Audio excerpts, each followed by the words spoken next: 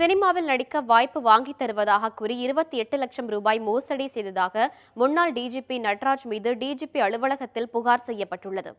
ஆலந்துரை சேர்ந்த சரவணன் என்பவர் இந்த புகாரை தெரிவித்துள்ளார். முன்னாள் டிஜிபி நட்ராஜ், அவரது மகன் நிதிஷ் இருவரும் சேர்ந்து 28,50,000 பணத்தை வாங்கியதாகவும், ஆனால் சினிமாவில் வாய்ப்பு வாங்கி தராததுடன் பணத்தையும் திருப்பித் தரவும் மறுப்பதாகவும் சரவணன் புகார் மனுவில் தெரிவித்துள்ளார். சென்னை மயிலாப்பூர் தொகுதி சட்டமன்ற தொகுதியில் அதிமுக சார்பில் முன்னாள் டிஜிபி நட்ராஜ் போட்டியிடுவது குறிப்பிடத்தக்கது. எனக்கும் அவருக்கும் ஒரு 28,50,000 மோசடி சம்பந்தமான புகார் எல்லாருக்கும் தெரியும். அது ஆல்ரெடி நீதிமன்றம் வரைக்கும் அது இருக்குது. அதில் தற்போது அவருக்கு சீட்டு கிடைச்சதால அந்த பிரச்சனையை பெருசாக்க வேண்டாம், இருக்கக்கூடிய அந்த புகாரை வாபஸ் வாங்கணும்னு சொல்லி அவருடைய தரப்புலேருந்து என்கிட்ட பேரம் பேசக்கூடிய ஒரு ஆதாரங்களை இன்றைக்கி மேலும் சில ஆதாரங்களோடு இன்றைக்கி இருக்கக்கூடிய டிஜிபி அசோக் சாரை சந்தித்து கொடுக்க போகிறேன். பல நாள் தப்பிச்சு வந்தார். இன்றைக்கி எவிடன்ஸோடு அவர் மாட்டிக்கிட்டார்.